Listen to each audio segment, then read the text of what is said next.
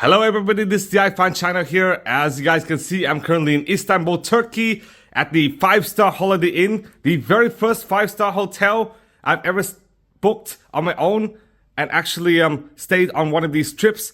And today, I'm actually going to take the bus all the way to Thessaloniki, Greece, which is actually on the way to Athens.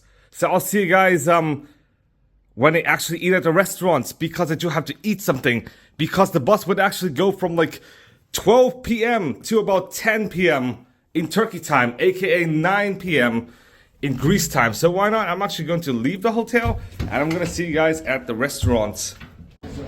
Okay guys, here's my meal. I'm actually going to eat a seria, börek, cheesy, and over here I actually bought two items over here. They actually cost 90 Turkish lira each, or 180 Turkish lira in total, about $5 US. Yes, $5 US. Many of you guys might believe Turkey is quite expensive, to be honest, just because of all the meals which are over 700 lira, but in reality I actually got some more affordable meal.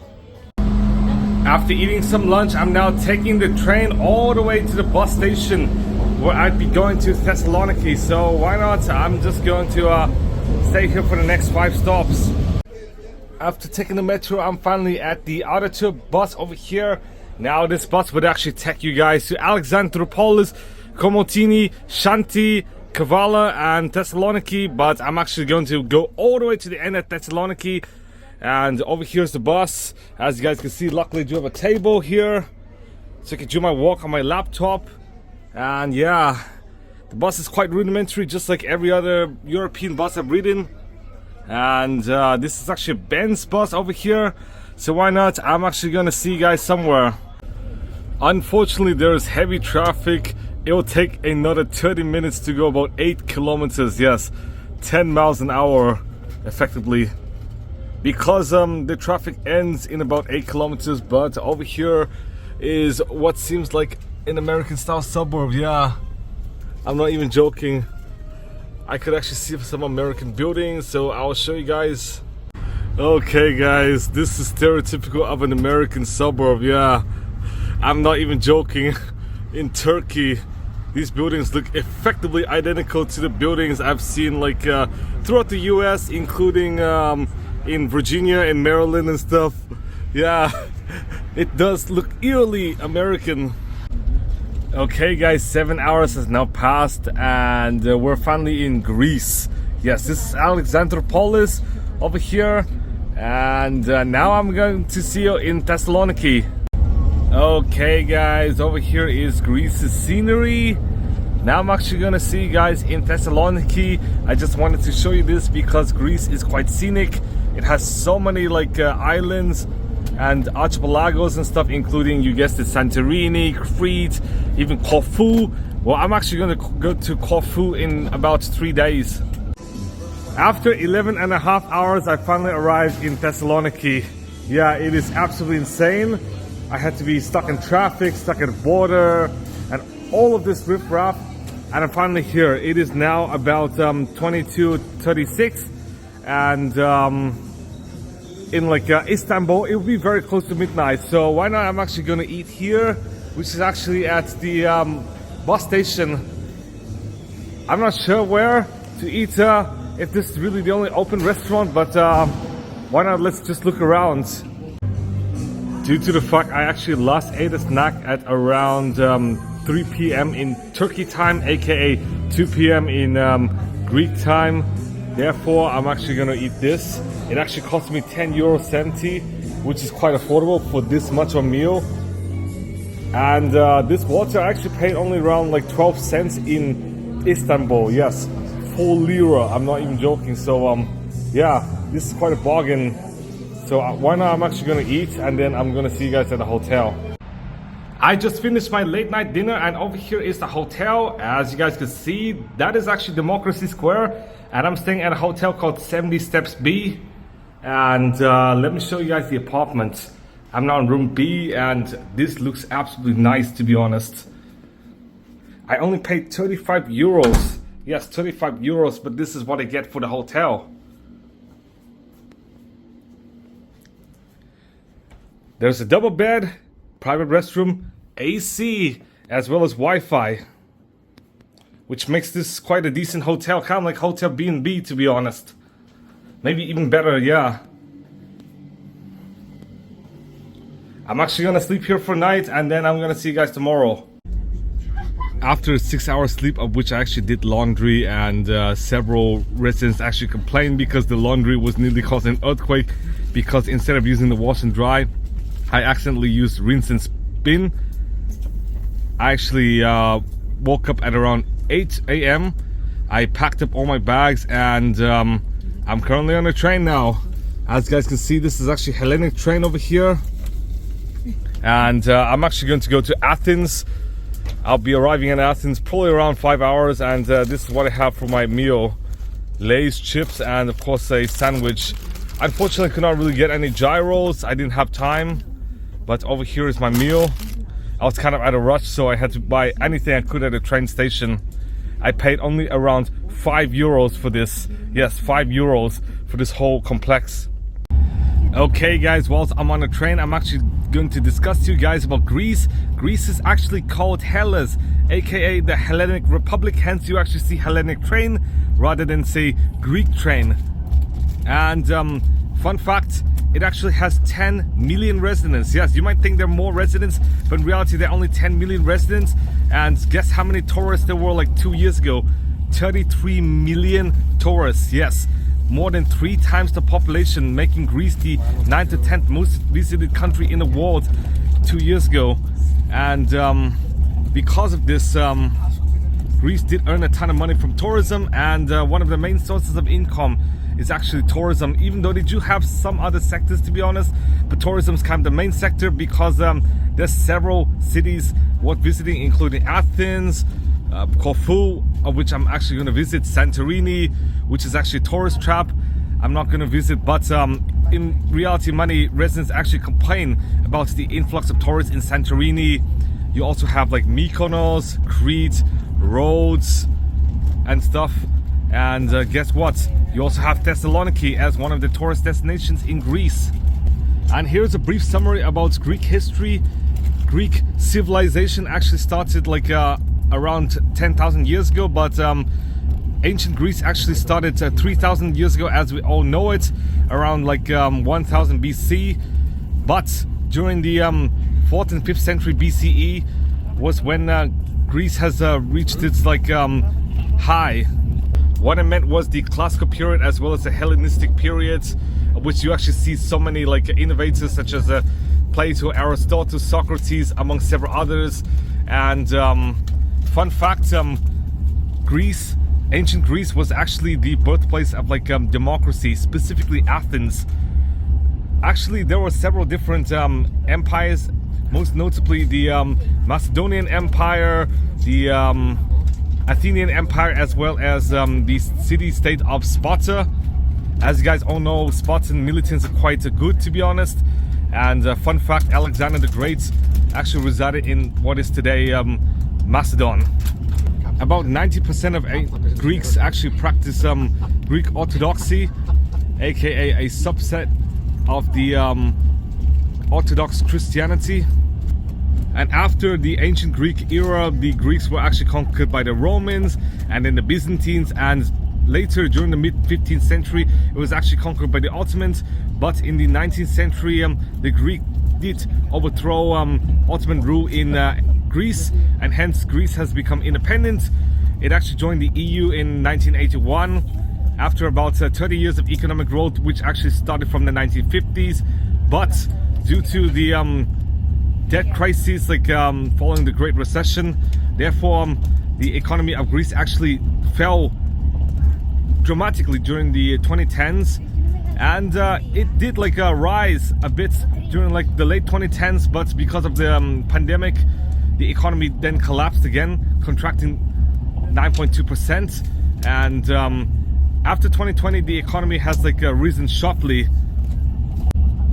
And fun fact, in 1974 there was actually a coup d'etat which actually overthrew the military dictatorship in Greece, cementing Greece as a European democracy ever since. Unfortunately, the internet connectivity is quite shoddy here, but as you guys can see, The scenery is quite epic in Greece, just like the rest of the Balkans, including Bosnia, Serbia, even Croatia, to be honest, as well as several more. But finally I did get the internet over here, as you guys can see. Yeah, I'm now looking for some attractions to actually visit. Okay guys, over here some more scenery, and as you guys can see, I'm currently sitting at the dining room. Yeah, unfortunately the view is kind of obstructed, but Greece is quite beautiful in my opinion, just like that of the Balkans, and even Romania, as Romania does have the Transylvanian mountains. After 5 hours I finally arrived in Athena, aka Athens. I'm actually going to drop my bags at the hotel before going anywhere. So over here is the Larissa train station.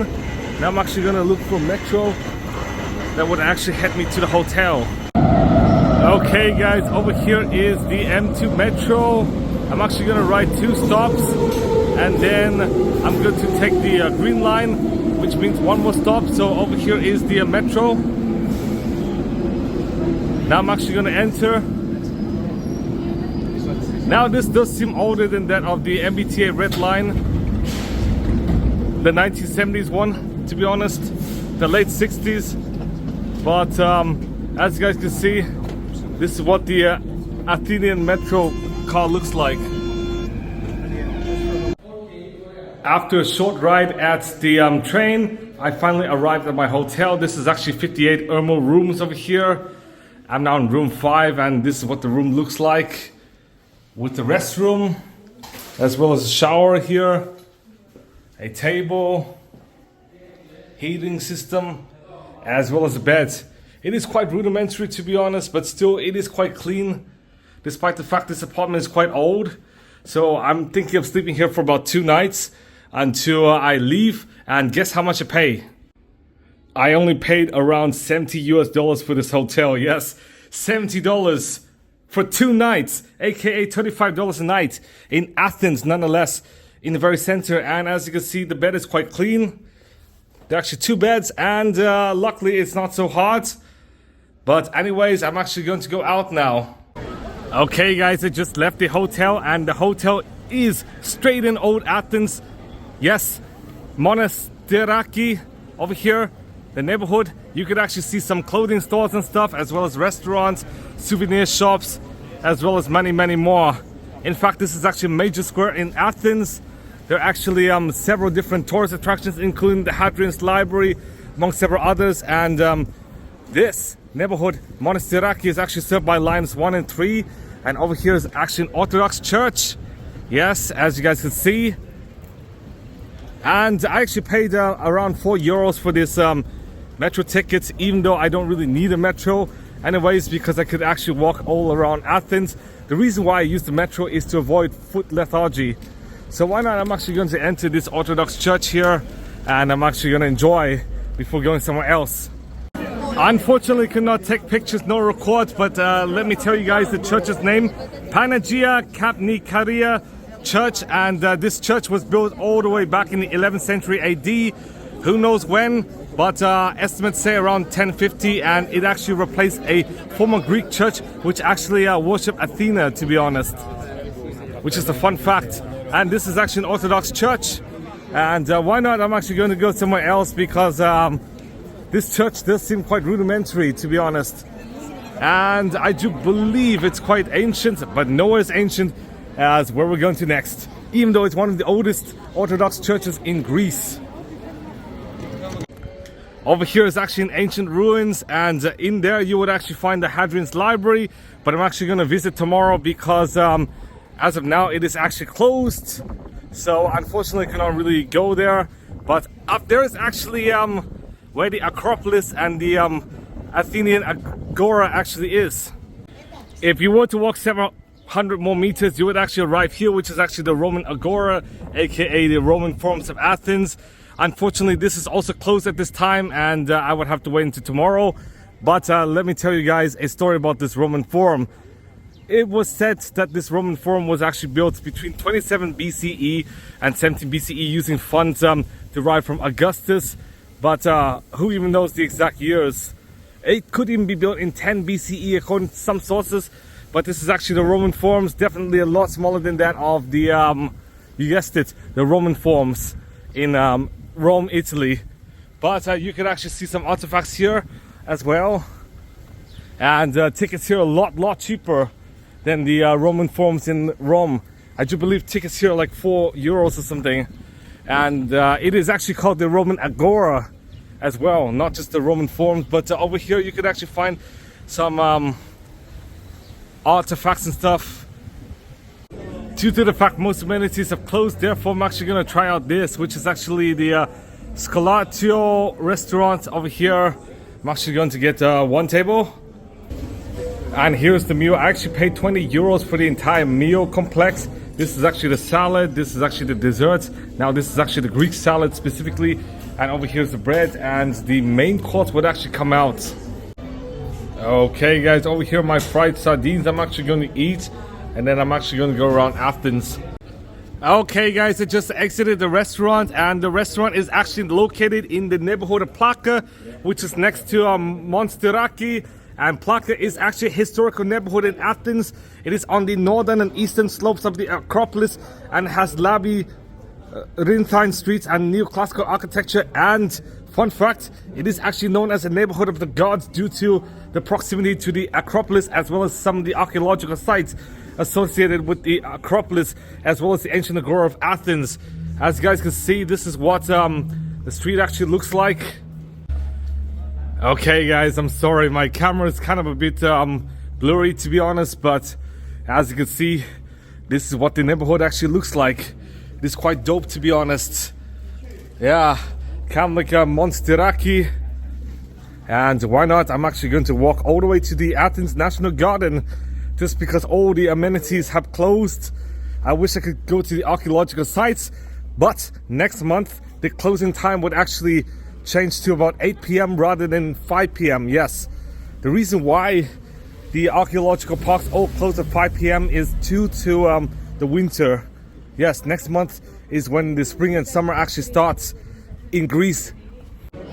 Now in the neighborhood of Plaka, you would actually see the Koragic monument of Lysikrates, which was actually built in 334 to 333 BCE at the time of the Archon Juvenetos. Over here it is, yes. As you guys can see, this is actually the Koragic monument. Yeah, one of the many artifacts in ancient Greece. And of course, here's some information pertaining to this monument. As you guys can see, over there is actually the Acropolis and the Parthenon and stuff. And down there is actually a stadium. But as you guys can see, this is what the monument would have looked like many thousand years ago over here. Now in Plaka you would also find the Acropolis Museum, but unfortunately it is closed as of now.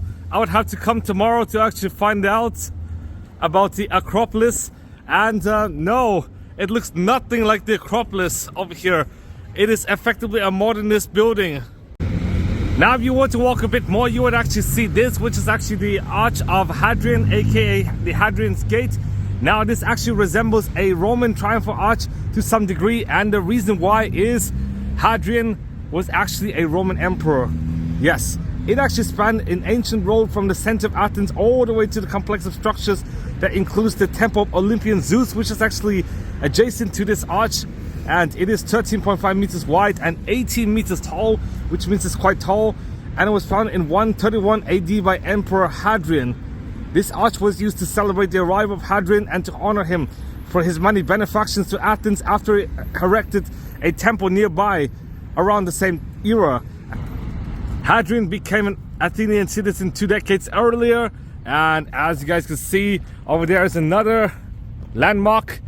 You might have guessed it already. It is actually the Temple of Olympian Zeus, also called the Olympion, or the Columns of Olympian Zeus, and it was dedicated to the Olympian Zeus, who was the head of the Olympian gods. The construction actually began in the 6th century BCE and was not finished until Hadrian's rule, and it housed one of the largest gold statues in the ancient world. Unfortunately, it seems like there's some construction at the temple, as you guys can see. But next door is actually the Zapaion, and the Athenian National Garden.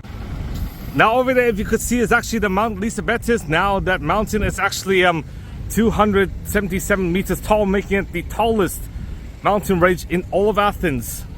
Okay guys, over here is the Athenian National Garden. Now I'm actually going to walk around here before going somewhere else. As you guys can see, I do believe it is some like sculpture of somebody. I'm not really sure, but it does seem quite refreshing, to be honest, to actually hide yourself from the sun. And it is just like any park in Europe and Asia I visited. As you guys can see, I do believe it is a ferry of some sort, but I'm not too sure. And yes, this place specifically is the Zapaion Garden. Now adjacent to the Zapaion Garden is actually this, which is the Zapaion Hall. This hall was actually built between 1874 and 1888, and it is actually being used as a conference center nowadays. But when it was first built, the first modern Olympics Games was actually held here. The architect goes by the name of Theophil Hansen, and he's actually Danish. And in 1869, the Greek government actually allocated 80,000 square meters of land to actually build this monolith over here. Okay guys, why not? I'm actually going to go into this hall. I do believe it is open to some extent, but I'm not sure how much it actually opened. As you guys can see, this is what the hall looks like, and from what I could tell, I do believe it is actually closed. But over here is the interior of the hall. Okay guys, behind the Zapaion Hall is actually the Athens National Garden. Now this garden first opened in 1838, which is extremely long ago, but it is actually 15.5 hectares big. I'm not sure if it's open or not, but from what I've seen on Google search, it actually is closed. Now adjacent to the Athens National Garden is actually this, which is the Panathenaic Stadium, by far the biggest stadium in Athens. It is a multi-purpose stadium and the only stadium built of marble. Construction started as early as the 6th century BCE as a race course. In 330 BCE, Lycurgus converted it into a limestone stadium, and in 144 CE, Emperor Herodes Atticus of Rome rebuilt it using marble, with it fitting 50,000 people at the time. It was largely abandoned in the 4th century because of the rise of Christianity, and in 1870 the stadium was excavated and later hosted the Zappa Games, and it was used for the first 1896 Olympics and the 2004 Olympics, and it could seat 60,000 people nowadays. Yes, that is insane, to be honest. And as you guys can see, you can actually see the Olympics plaque over there. Yes, as you guys can see. And now it is used as a museum, to be honest. Unfortunately, it is now closed, but tickets actually cost around 10 euros. Unfortunately, the Athens National Garden is closed, as it actually closes at sunset. Yeah, so I'm actually going to visit this tomorrow then. Now over here is the Maximus Mansion. Now I'm not sure where to go, as everything seems to have closed. But I'm thinking I might go all the way up to Nymph Hill to actually get to the Socrates prison. Due to the fact literally everything has closed, therefore I'm actually going to return to my hotel and actually sleep for the night. And I'm planning to wake up somewhere around 6:30 so that I could go to every single attraction, because I only have one more day in Athens before I have to go to Corfu in the next 2 days. The last thing I want to show you guys today is the Hellenic Parliament over here. Yes, that is actually the Greek Parliament.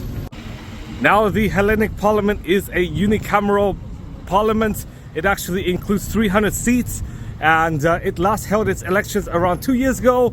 The next elections will be in another 2 years, so elections are held every 4 years, just like in the US. And a bonus, it was actually founded in 1843. So more than 180 years ago. And fun fact, the Golden Dawn Party, which used to be like a far-right neo-Nazi party, was actually banned in 2020, and they lost all their seats. But during the early to mid-2010s, before the killing of an anti-fascist rapper, they actually did held some seats, and a significant margin of people, around like 8 or 9 or 10% of Greek civilians actually voted for the Golden Dawn Party.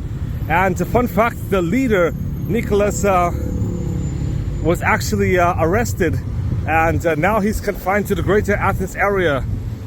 Okay guys, I'm currently at my hotel now. As you guys can see, this is what the hotel actually looks like. It is damn affordable. $75 for 2 nights is extremely affordable for a hotel like this. So why not, I'm actually going to take a break, and then tomorrow morning I'm actually going to go around Athens. Unfortunately, with this hotel location, my sleep is definitely going to be hampered. It is straight in the center of Athens at the Monastiraki neighborhood, and there's like live music playing, and it's now like 11:30 p.m. And if I want to sleep at midnight, I could only have like 7 hours to sleep. So I'm now going to show you guys what is actually playing here and why it is so noisy. Okay guys, the live concert actually took place next to the Orthodox Church from the 11th century. I'm not even joking. It is now like late at night, and my hotel does not have any sound destination, so you can hear literally everything.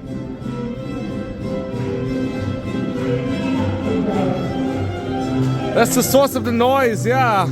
As you guys can see, absolutely ludicrous, to be honest. I'm not sure how long I could actually sleep.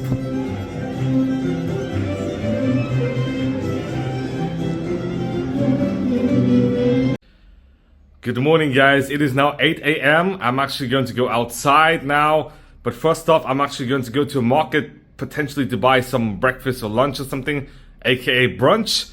So I'm gonna see you guys at the market. Okay guys, the first attraction I'm gonna visit today is the Holy Church of the Domitian of Virgin Mary over here, which is actually near the Vivakos market. And as you guys can see, this is what the cathedral actually looks like. It is quite big, and I do believe it's actually an Orthodox church. But now I'm actually planning to go inside here.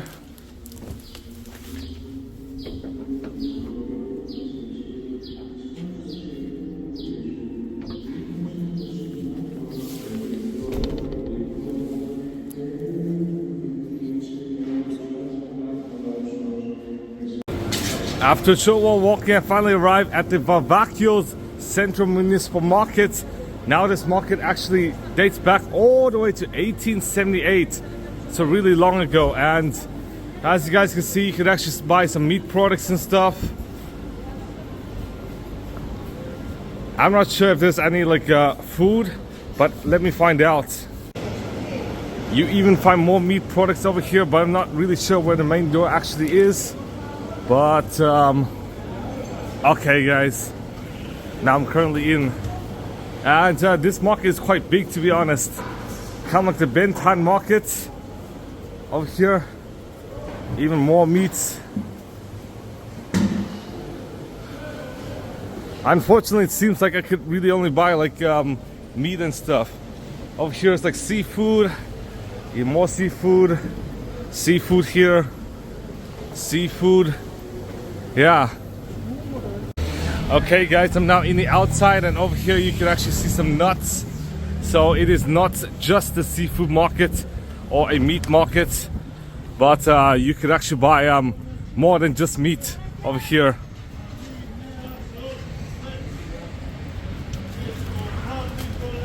You can even buy alcohol as well, but why not? I'm actually going to find something to eat. Next door you could find a bazaar of some sorts over here. Now I'm actually going to look for some place to eat, but I would not guarantee that restaurants are now open, except maybe small cafes and stuff, which might not sell any gyros. But over here is a typical street in central Athens. Unfortunately, there are not really any Greek restaurants open, so I actually bought some chips, and therefore I'm now in the Hadrian's Library over here. As you guys can see, this is what the library looks like. I'm not sure where to buy tickets. After paying €3, I finally entered the Hadrian's Library over here, And Hadrian's Library was first built in 132 AD in a Roman form style, having only one entrance with a propylon of a Corinthian order, a high surrounding wall with protruding niches at its long sides, an inner courtyard surrounded by columns, and a decorative oblong pool in the middle. It was actually damaged in year 267 and renovated by Hercules in year 410. And during the Byzantine Empire, there are actually 3 churches being built. Over here, several columns, and why not? I'm just going to walk around to see what it is all about in this library over here. As you guys can see, there are actually some rocks and stuff, so be careful because these are actually tripping hazards. And yeah, it is quite barren to be honest, but why not? I'm actually going to take a look at some ruins over here. Now over here is one of the churches. This is actually the Tetrachon Church, and it was actually first built during Hercules the Perfect's reign. And this is what the church would have looked like. It actually consists of a central hall which ends on the east side at the semicircular apse, and it was actually demolished in 1885 so that the first archaeological excavations could actually take place. And guess what? It was actually ruined towards the end of the 6th century AD. But this is what the church would actually look like. Now it actually looks like this, to be honest. Kind of unfortunate. Now over here is the plaque depicting the Orthodox Church. And over here some more of the Hadrian's Library over here. Now I'm actually going to go there to find out what it is all about.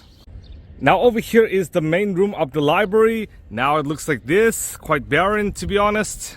And the main room of the library actually has 5 large halls and 4 smaller of secondary use. The main hall is called the Bibliostacio, and it was actually rectangular in plan, and its west side open to the inner peristyle of the monument through 5 large openings.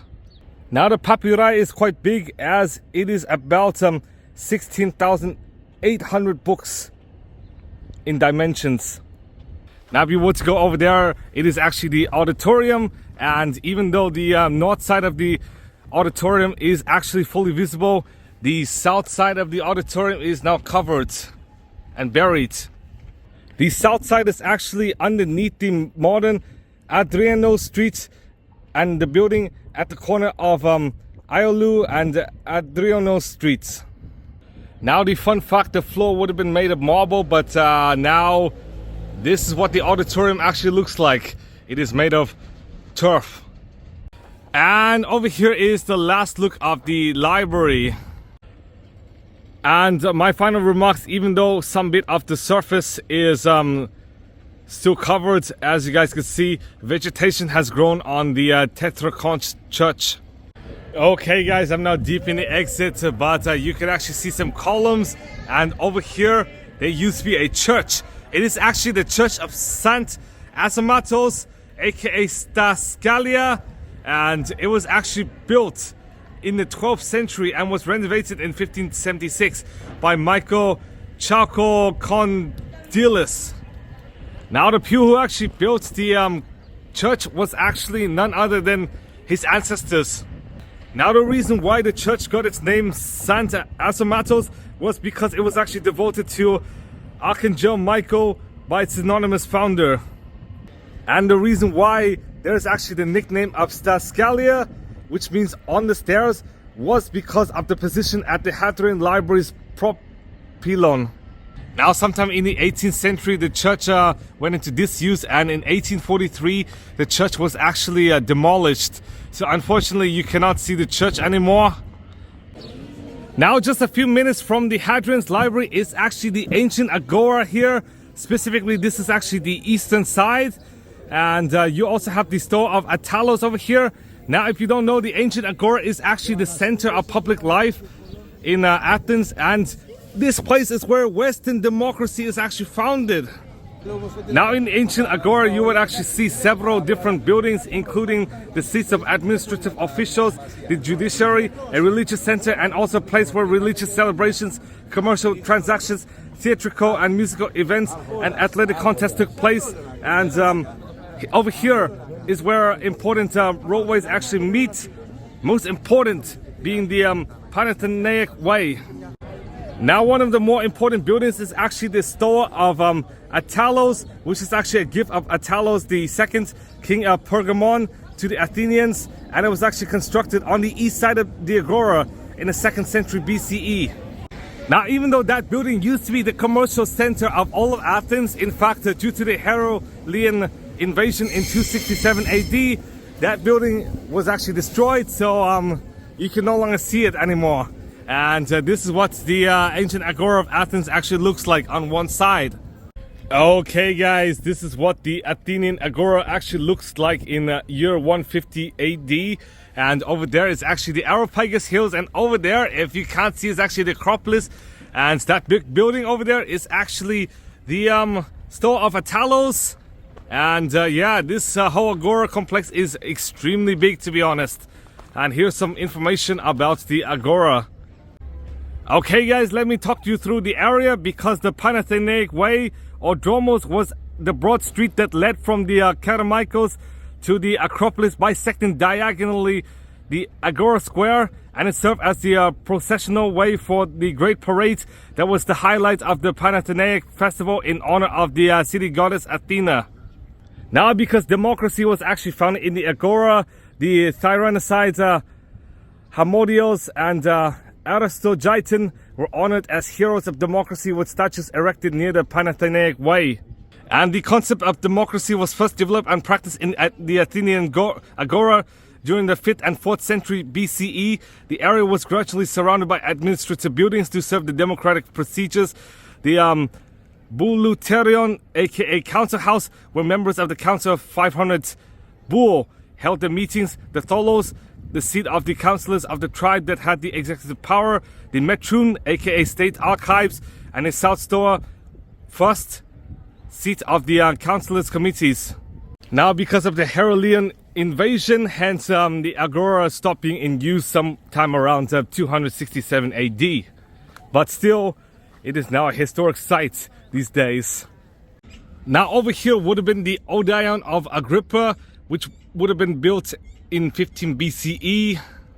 Now, the Odeon of Agrippa was actually a very luxurious building used for musical performances, but during the Heraclean invasion of 267 AD, that building was actually destroyed, and the gymnasium, aka the palace for the high administrative official, was actually built in its place somewhere around 410 AD. Now, if the Odeon actually remained to this day, this is what the building would actually look like. Now, over here is the Temple of Hephaestus. I'm actually going to climb up here, and I'm going to show you guys what the temple actually looks like. But before we climb up to the Temple of Hephaestus, over here is actually a Jewish synagogue. I'm not even joking. A former Jewish synagogue over here. And why not? I'm actually going to climb here. And fun fact, this is an extremely well-preserved temple.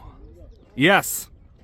Okay guys, let's discuss about this temple and why it is so well-preserved. The Temple of Hephaestus used to be called the Theseum in error. And even though it was a Doric peripteral temple, it was actually used as a Greek Orthodox church of St. George Akamates between the 7th century AD and 1834, and hence it is so well preserved. Construction actually started sometime in 449 BCE and was completed in 415 BCE, and Hephaestus is the patron god of metalworking, craftsmanship and fire. This temple was built on the site of a small sanctuary that was burnt in 480 BCE due to the second Persian invasion of Greece.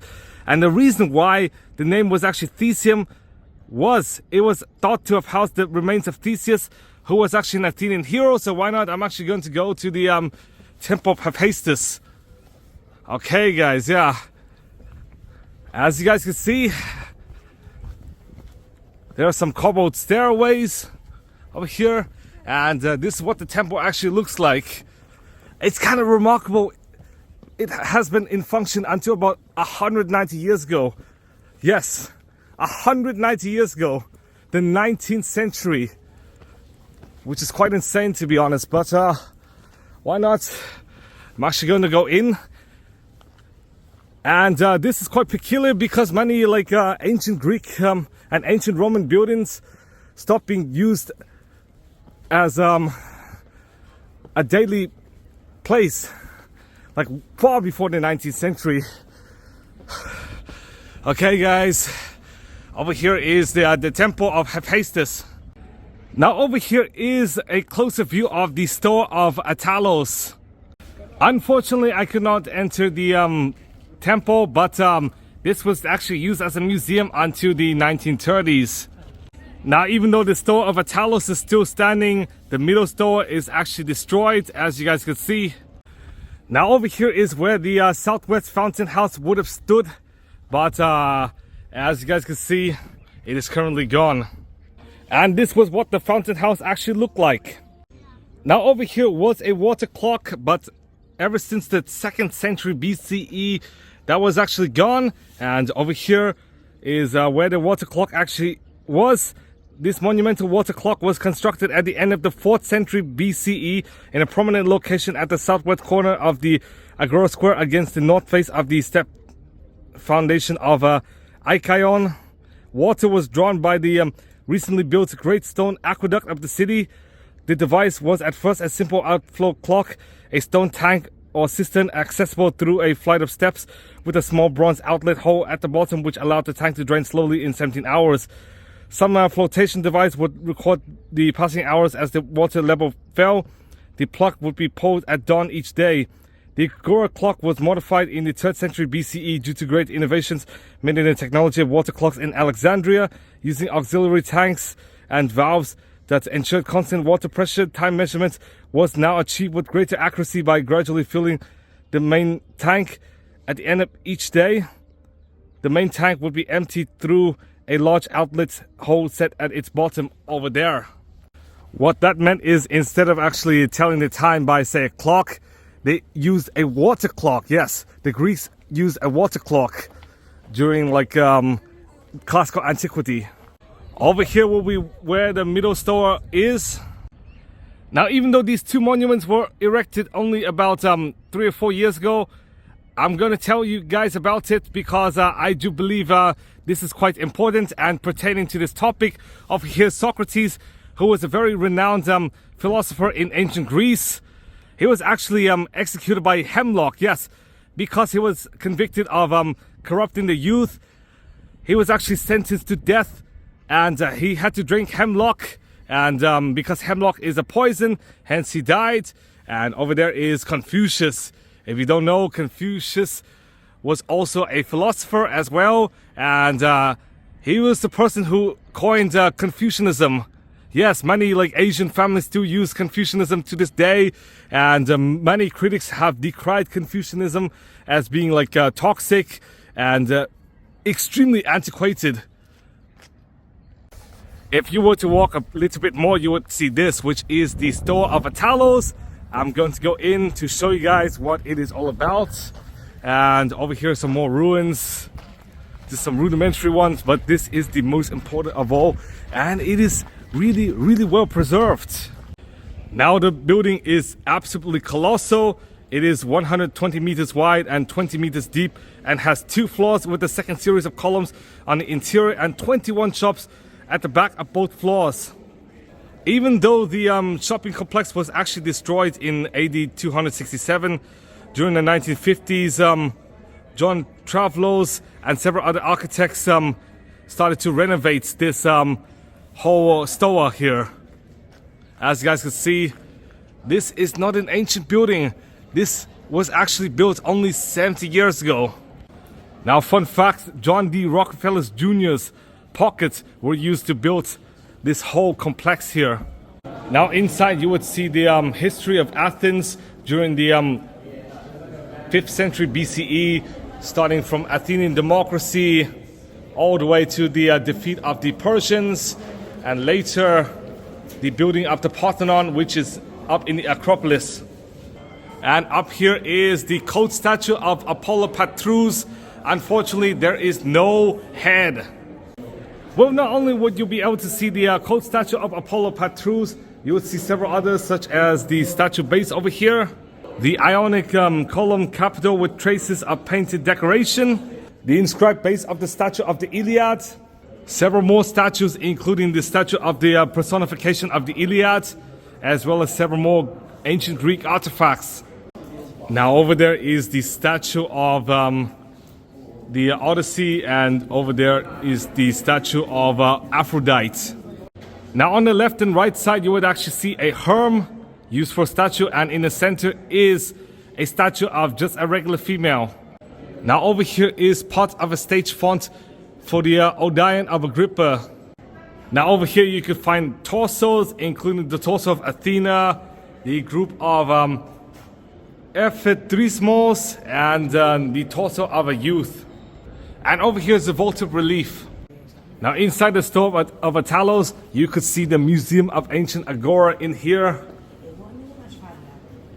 Now over here is the plan for the Ancient Agora Museum. Of the 21 shops on the ground floor of the store of Attalos, 10 shops have been unified to form a continuous museum gallery over here.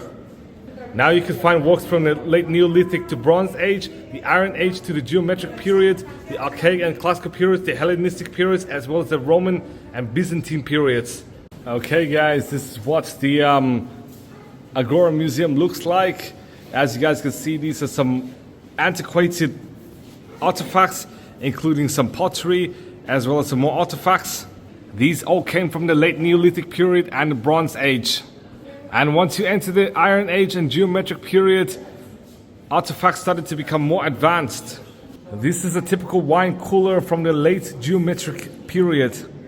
And over here are some weapons and hardware tools from the Geometric period. Over here is an iron spearhead, over here is an iron axe, and over there, number 7 is actually the iron knife. Over here, even more artifacts. And some of these are products which were found in family cemeteries in the area of the Agora. Over here is what a cemetery would have looked like. And once you enter the Archaic period, artifacts started to become more advanced. Over here are some artifacts from the Archaic period and some Proto-Attic pottery. And over here are the founding heroes of Athenian democracy. Due to the fact the Persians destroyed Athens in 480 BCE, hence Agora has been razed to the ground, and Agora had to be rebuilt from the ground up. And over here is a classical period. As you guys can see, the artifacts are even more advanced than that of the Geometric, Archaic, and of course, you guessed it, the Neolithic era. Over here, measurement units, and these are marble herm heads. Over here, some classical era pottery, and even more pottery. And the Hellenistic period are where things even get more advanced with Alexander the Great. Over here, what typical Athenian coins look like, typical Greek imperial coins, and Roman and Byzantine coins. And over here, medieval and modern coins. Over here, cooking devices and more household pottery which were used as cooking utensils. Now over here, examples of Hellenistic pottery.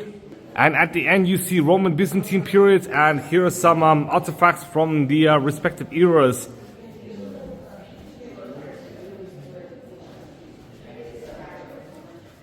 And I do believe these are from the early 13th century. After a while at the Agora Museum, I finally left the Agora Museum altogether, and now I'm finding my way to the Acropolis. And fun fact, due to the Heraclean invasion in 267 AD, hence you do have the fortification walls of Athens. Now over here is where the South Square would have been. Now in the first half of the 2nd century BCE, 3 buildings, aka the Middle Store, East Building, and South Store 2 were laid out in a planned complex which cut off the south half of the square of the Agora from the north. Unfortunately, these buildings were destroyed, so I cannot show you guys the interior of it. Now the very last thing I wanted to show you guys in the Agora is the Church of the Holy Apostles, which is fully preserved here. As you guys can see, this building was actually built in the 11th century AD, so still quite recent. And let me show you guys the interior, if it's even open or not. Unfortunately, there seems to be no doors in this church, so I cannot enter the church. Now, due to the fact I'm a bit hungry because I've only eaten 1 bag of chips, therefore I'm actually going to eat lunch now at the Greco project, Over here is a chicken gyro I purchased for €4.50, and over here is the hummus as well as the pita bread. So why not? I'm going to eat, and then I'm going to go to the Areopagus Hill as well as the Acropolis. I've just finished eating lunch and now I'm on the way to the Acropolis, but before going to the Acropolis I do have to climb this flight of stairs and go through the Areopagus Hill to actually buy tickets for the Acropolis. I paid for my tickets and I finally arrived at the Acropolis Hill over here, and this is what the legend looks like. Now there are 11 spots here, and fun fact about the Acropolis: even though it has been constructed since like around the 6th century BCE, the naturally fortified hill of the Acropolis of Athens has been inhabited since the Neolithic era in the 13th century BC during the Mycenaean period. Now up in the Acropolis you would actually see major buildings such as the Parthenon as well as the Temple of Athena, Nike, which were erected in the 5th century BCE. And even though the Acropolis reached its heydays during the Hellenistic and classical periods, there were still like some renovations as well as additions during the later years, including during the Christian era as well as the Frankish and Ottoman eras. Now down there, if you could see, is the Odeon of the Heroes Atticus. Now the Odeon of the Heroes Atticus is a Roman stone theater down there. It was completed in 161 AD and it is dedicated to the Heroes Atticus. Unfortunately, because of the invasion in 267 AD, the roof was destroyed, but the building was renovated in 1950. And why not I climb the Acropolis over here. As you guys can see, the scenery is quite epic from all the way in the Acropolis. After several minutes of walking uphill, I finally arrived at the Acropolis. Over there is the Greek flag of the Acropolis. Over there is the very renowned Parthenon. Unfortunately, it is under renovation. As you guys can see, with some cranes and stuff, it is under renovation. And over there is actually the Temple of Athens, the Ancient Temple of Athena, and over there is actually a building. That over there is the Erechtheion. Okay guys, let me describe to you guys the fun facts about Parthenon. The Parthenon is a temple at the Acropolis dedicated to the goddess Athena. Construction started in 449 BCE in thanksgiving for the Hellenic victory over Persia during the Greco-Persian Wars during the Delian League's reign, and the whole temple complex completed in 432 BCE. The decorative structures in the temple represent the high points of classical Greek art. The temple reaches a height of 40 meters and it is made of Pentelic marble. It served as Athens' treasury, and it is a prominent landmark not only in Athens but also in Europe. And it replaced an even older temple over there called the Old Temple of Athena, which was burnt down during the Persian invasion in 480 BCE. And the Old Temple of Athena was built in the 6th century BCE, so a century before. Now if you were to go to the eastern terminus of the Acropolis, you would see this, which is the Greek flag of the Acropolis. I'm now going to show you guys about the Parthenon over here, which should be called the New Temple of Athena. Now directly east of the Parthenon is this, which is the Temple of Roman Augustus. Now this temple was built between 19, 18 and 17 BCE when Octavian was already called Augustus. Okay guys, here is the temple in full view, and let me go through some of the history. In the late 3rd or late 4th century AD, the interior of the temple was destroyed by fire either by the Germanic tribe of the Heruli or by Alaric's Visigoths. And in the 6th century AD, this temple was converted into an Orthodox church. It is dedicated to the Holy Wisdom, and during Ottoman rule, this is being used as a mosque with several minarets. In 1687, during the siege of the Acropolis by the troops of Venetian General Francesco Morosini, a cannonball made a direct hit in the interior of the temple, which the Turks used as a powder magazine. The terrible explosion blew up the roof and destroyed the long sides of the temple as well as parts of its sculptures. And over here is the siege of the Parthenon by the Venetians. Now over here is where the old Temple of Athena would have stood if it were not destroyed. It was dedicated to Athena Polias, the patron deity of the city. It housed the Sonon, the wooden coat statue of the goddess to which the Athenians offered a peplos during the Panathenaic festival. Now the temple was built in 525 to 500 BCE on the site once occupied by the palace of the Mycenaean ruler of Attica. The temple replaced a smaller geometric one from the 8th century BCE, also dedicated to Athena Polias. Unfortunately, just like I said, it was destroyed by the Persians in 480 BCE. Now the very last thing I wanted to discuss in this second rock is the Erechtheion. And as you guys can see, this is also another temple. Now the name Erechtheion actually came from the name of Erechtheus, the mythical king of Athens. Now construction of the Erechtheion started before the outbreak of the Peloponnesian War in 431 BCE, or after the conclusion of the Peace of Nicaea in 421 BCE, and was finished in 406 BCE after the interruption of the works because of the war. Now, similar to the Parthenon, this has been used as a church during the Christian era, and instead of being used as a mosque, the Ottomans actually used this as a house. After a while at the Acropolis, I finally exited. Now I'm going to go up the Areopagus Hill and then the Nymphs Hill to find out the prison of Socrates. Now adjacent to the Acropolis is the archaeological site of Hills of Muses, Philopapos, Pnyx, and the Nymphs. And the entrance is free, so why not? I'm going to go in to show you guys the prison of Socrates, where Socrates was forced to drink hemlock because he was accused of corrupting the youth and impurity, and hence he was sentenced to death. According to the Plutarch, it was on the hills of the Muses, the Pnyx, and the hills of the Nymphs that the battles between Theseus and the Amazons took place. And over here is the whole hill complex.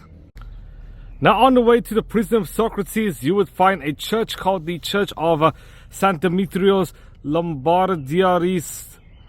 Before going into the church, let me show you guys this, which is called the Diat Iechisma, which was built by the Athenians at the end of the 4th century BCE to confront the approaching danger from Macedonians.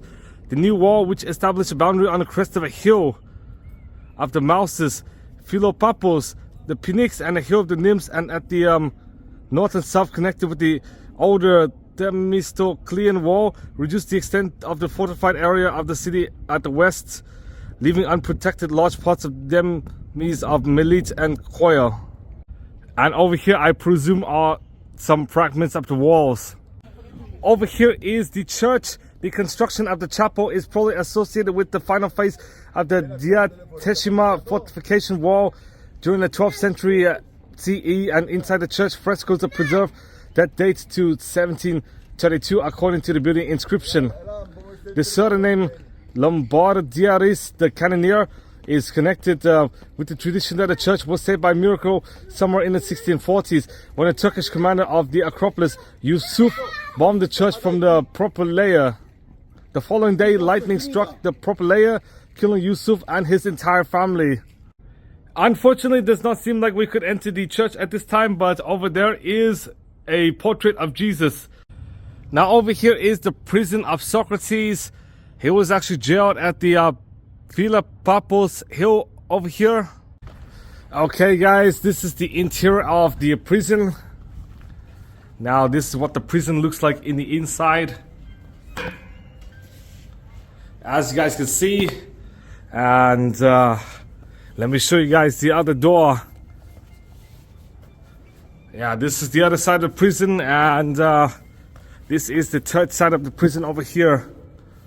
Unfortunately, you cannot really go inside the prison, but this is what the prison looks like. So I'm just going to walk around this hill of Philopapos, and I'm going to go to the Acropolis Museum. Okay guys, here's the last look of the Acropolis. I'm actually going to say goodbye to the Acropolis, and I'm now going to go down to the Acropolis Museum. Okay guys, I left the hills altogether, and this is just a residential street. Now I'm on my way to the Acropolis Museum, and this is what a typical residential neighborhood in Athens looked like. I just entered the Acropolis Museum. Over here was the Acropolis around 1200 BC. Over here was the Acropolis in 480 BC before the Parthenon was built. Over here was the Parthenon in the 5th century BC after the Parthenon was built. Over here was the Acropolis in the 2nd to 3rd century AD. And over here was the Acropolis during the 15th century, just before the Ottoman invasion. I just completely entered the museum and I'm going to talk through some things about the Acropolis. In antiquity, the slopes of the Acropolis were the transitional zone between the city and the most famous sanctuary, aka the Parthenon, as well as several other temples. And the main purpose of marriage in Athens and ancient Greece was to produce offspring. So like very, very, very young girls would typically be married to very, very, very old guys, like at least a 20 to 30 year age gap, and then they would actually mate and have children, and they're not required to have any bond with each other. And fun fact, many of the girls were arranged by the parents to actually marry their spouse instead of them choosing to marry. That is an example of an arranged marriage, but over here are some artifacts pertaining to the Acropolis. Over there is the ground floor, the basement. And over here more artifacts, and I do believe these are pottery during the classical period. Over here ancient Greek plates. Over here are stone reliefs. I'm now in the 2nd floor where it describes the beginnings of the Acropolis, and over here are some Mycenaean artifacts from the 12th or 13th century BCE, when the Acropolis was first fortified. Over here figurines and seals. Over here are some Mycenaean vessels, and over here more Mycenaean artifacts. And fun fact, the Doric tribes of ancient Greece did not settle in Attica. Okay guys, here's some fun facts about the goddess Athena.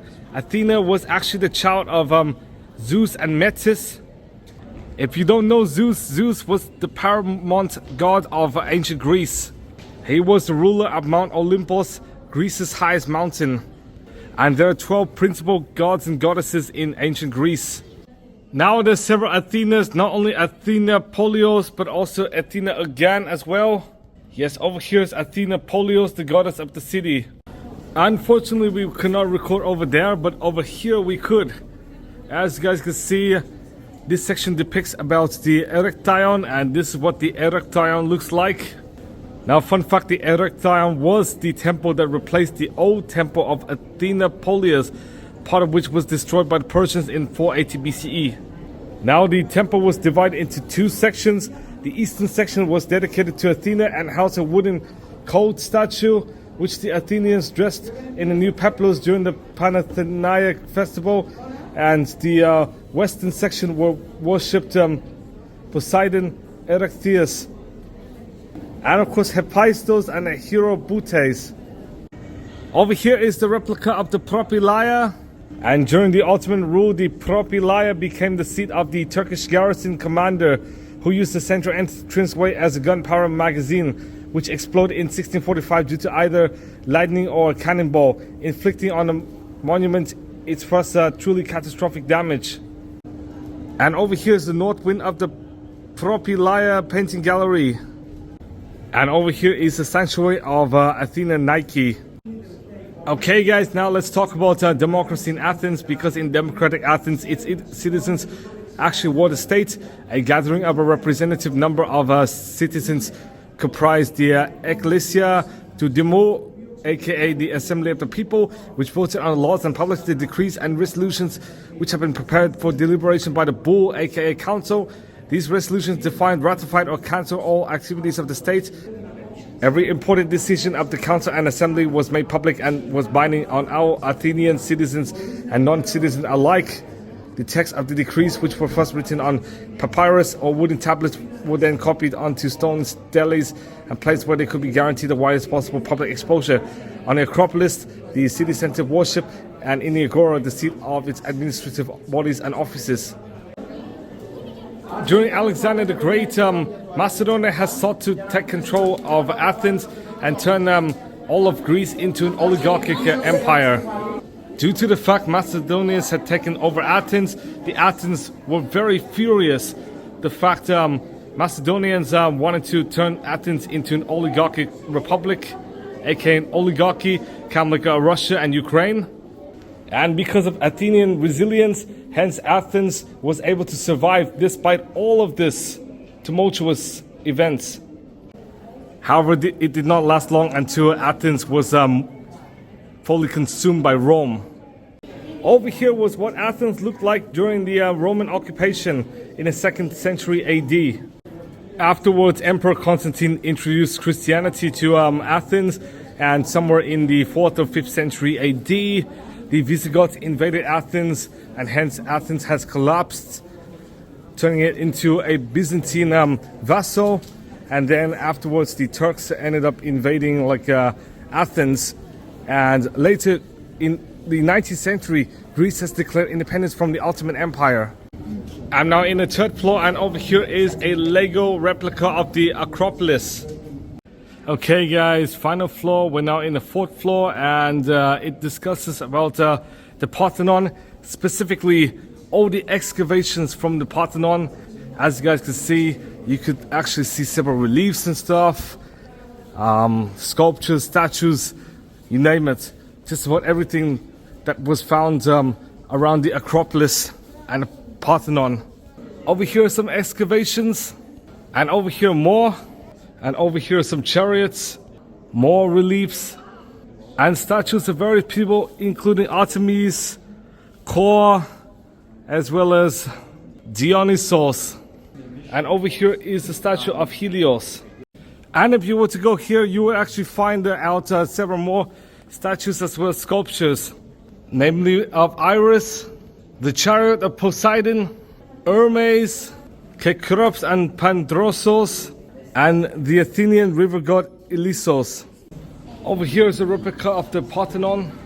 I have left the Archeological Museum entirely, and over here is the ground floor. You could see some ruins and stuff over here. And due to the fact I'm quite lethargic, plus my battery packs have all went out, therefore I'm going to return to the hotel for a bit and get another battery pack before I go to the Archeological Museum. After a few minutes at the hotel, I'm finally in the train station now. I'm now heading to the Archeological Museum, and I'm going to see you guys there. After a nearly 10-minute walk from the Victoria station, I finally arrived at the National Archeological Museum, the last attraction for the day, as this actually closes at 8 p.m. So why not, I'm going to go in and pay €6. I'm now in the National Archeological Museum, and in here it includes exhibitions all the way from Neolithic Greece to the Greece of maybe the Middle Ages or even today, I'm not too sure. And the National Archeological Museum grew from this in 1910 to this. And you can see the timeline of Greece all the way from the Paleolithic era, the first Homo habilis, all the way down to the Neolithic, where you see civilization, then the early Bronze Age, the Middle Bronze Age, the Late Bronze Age, and the Sub-Mycenaean period. And even though ancient Greece technically started with the Mycenaeans, in fact the Cycladic civilization lived before that of the Mycenaeans. In fact, they lived since the early Bronze Age. And the Cyclades are actually a group of islands in the middle of the Aegean Sea. Unfortunately, during the Late Bronze Age, the Cyclades actually fell within the ambit of first the Minoan and later the Mycenaean power. Over here are some artifacts from the Cycladic period. And over here, funerary steles created by the Cycladics. Now this is a large picture from the early Bronze Age. And fun fact about the Mycenaean civilization, it was named after Mycenae of the Peloponnese, who was born in Greece. Over here, a funerary stele from the Mycenaeans, and basically the Mycenaeans won the Trojan War, and they took control of the Cyclades, and they effectively ruled throughout Europe and Asia. I'm now in the Mycenaean section, and over here is a map of Greece during the Bronze Age, and these are some artifacts from the Mycenaean era. Over here some more, and these are actually finds from graves. Over here pottery vessels, over here Mycenaean weapons, over here tableware, over here vessels and tools, and over here exotic Mycenaean objects. If you could see over here are the Tyrann's wall paintings. Over here, Mycenaean wall paintings. More Mycenaean pottery. And this is what the Acropolis looked like during Mycenaean rule. As you guys can see, there are fortified walls in the Acropolis. And over here, more weapons as well as tools. Now over here is Mycenaean jewelry. And if you could see, these are ivory artifacts. I'm now in another exhibition, and over here it depicts statues, including of a person riding his horse. And it also depicts reliefs. A statuette of Hercules, who was the child of Zeus and Alcmene, and was also the champion of justice, the symbol of the victory of civilization over barbarian forces, and a hero who, through his labors, was elevated to the level of the gods, entered Mount Olympus, and became immortal. And over here is a physical statue of Hercules. You could even find this as well.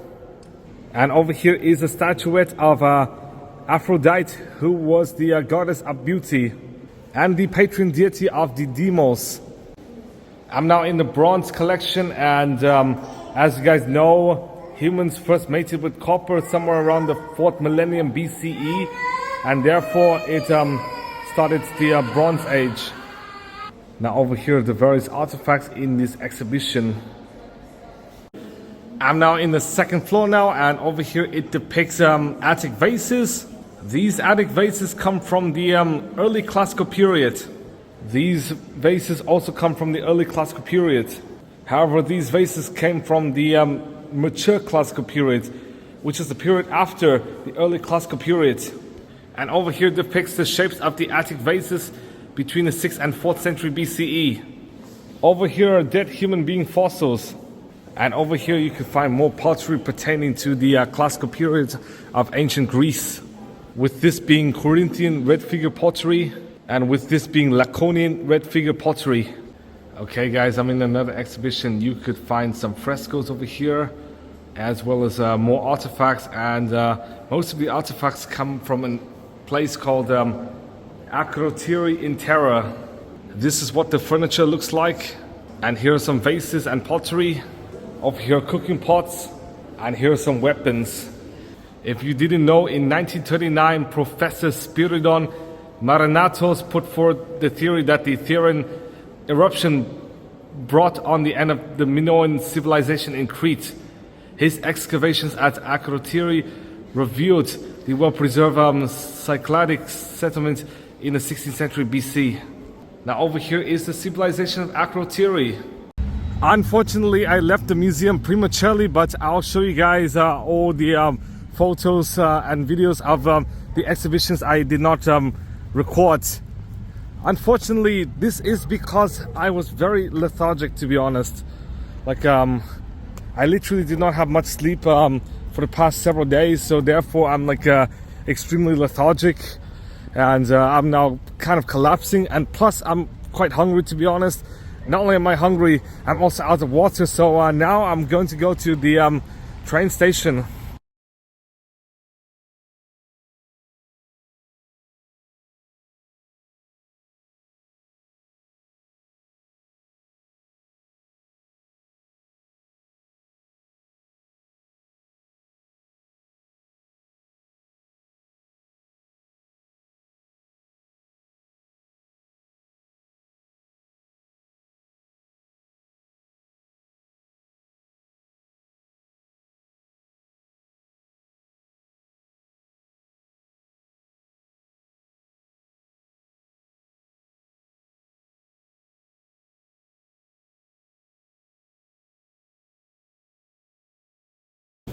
I'm currently at a restaurant called Thanasis. Now this restaurant is about a 4-minute walk from my hotel, so it's very close, and I'm thinking of eating chicken slow vlaki over there. Over here it is, my meal, the chicken souvlaki. I paid 14 euros, which is quite decent, to be honest. Kind of on the expensive side, but in reality, like the more you pay for food in like any country, the better. So I do believe this is much better quality than that of, like, say, a fast food parlor or, of course, McDonald's. And it is extremely appetizing and healthy.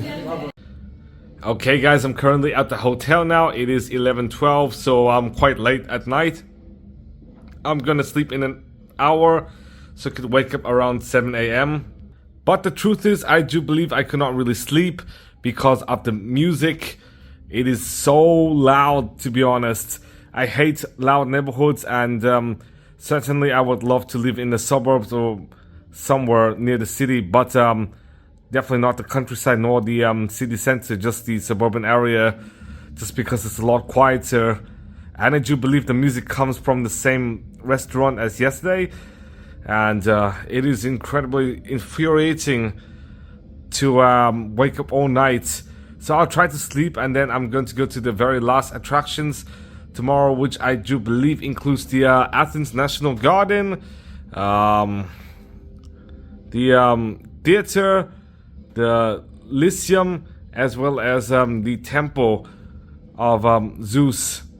So why not? I'll see you guys tomorrow until about 11 a.m. when I do have to take the bus to Corfu.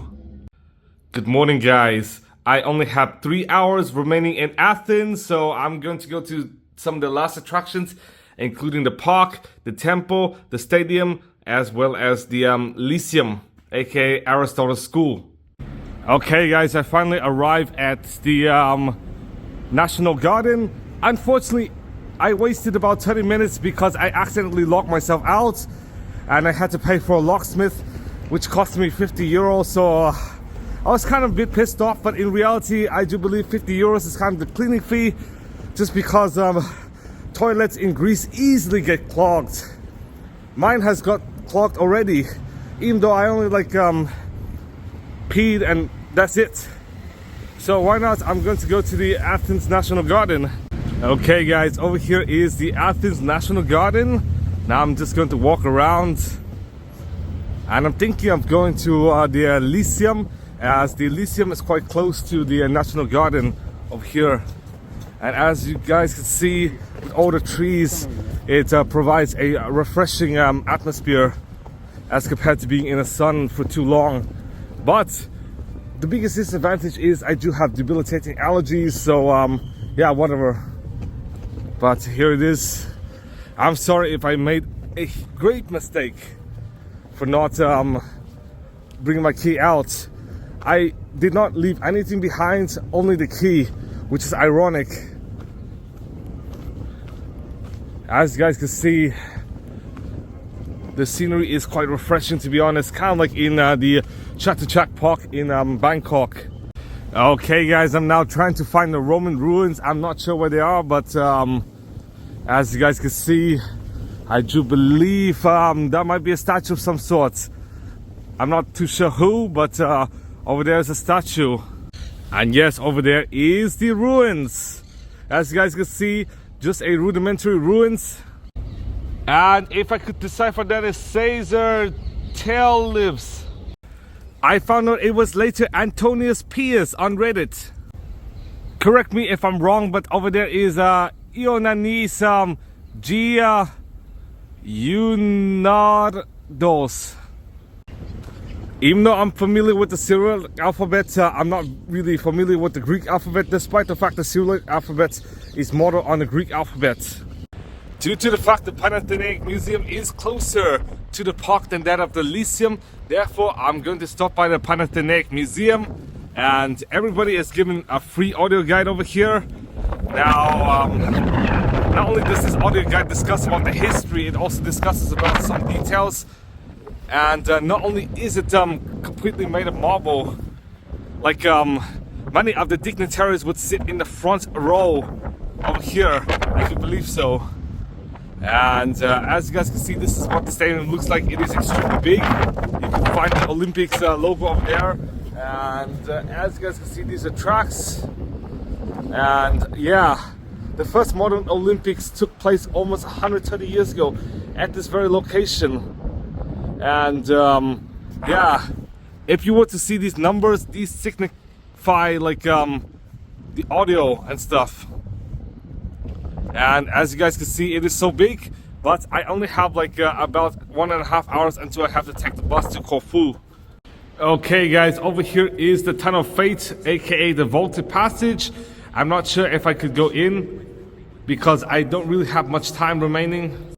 Okay guys, over here are some posters in the tunnel. As you guys can see, it does show about the marathon and stuff, as well as Michael Brio here, and the books inspired by Greek antiquity. And you could see several different posters, even regarding ancient Greece on its own. And up there is an exhibition. I'm now in a permanent exhibition, and over here it shows a priestess's costume. I nearly called her princess, and over here some of the very first Olympics, starting from, I do believe, 1900 all the way to 1904.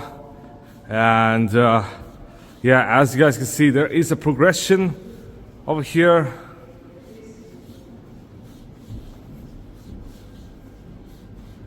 And even the Nazi Olympic Games, yes, I'm not even joking. Even more. As you guys can see, the Olympics are held every 4 years.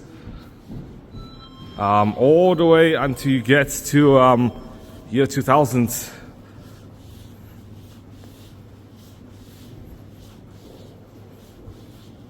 Over here. And as you guys can see, there is a top row for even newer games. Over here is the Olympics of 2020, which was cancelled because of the pandemic and was rescheduled to 2021. And over here is the 2024 Olympics in Paris. And as you guys can see, the 2004 Olympics was held in Athens, specifically at the Panathenaic Museum, which acts as a stadium at the time. And last up over here is a certificate from the Guinness World Records. As you guys can see, this is actually at the Olympic Stadium, so not quite the Panathenaic Stadium. But nonetheless, you could see some historic Winter's Olympics over here. Torino, Vancouver, Sochi, and Pyeongchang as well, and Beijing. And yeah, the one in Beijing started just a few days before the Russia-Ukraine invasion. I'm currently outside, and over there is the gate to the vaulted passage, and over here is the gate to the arena itself. Technically over there is the entrance. Okay guys, I just learned something new. The reason why the arena is 1 centimeter above the ground level is not only to prevent the spectators from being blocked, but to prevent the arena from flooding.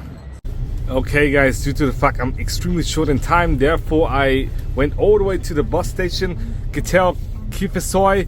Unfortunately, this bus station is at least 20 minutes from any metro station. The closest one is the M2 Agios Antonio station, and I had to walk like 20 minutes through like stroads and stuff, so not really a walkable bus station, which is kind of ironic, to be honest. This bus station is not really accessible via public transit and would require a 20-minute walk, kind of like many places in Quincy which require a 20-minute walk from like a metro station. But in fact, Quincy does have MBTA access, which is much better than, like, say, this bus station. And here are some of the attractions I missed.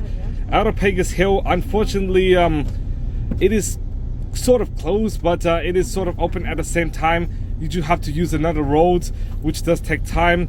Nibs Hill, unfortunately, I was really fatigued, so I could not reach Nibs Hill, but I went to at least one of the hills.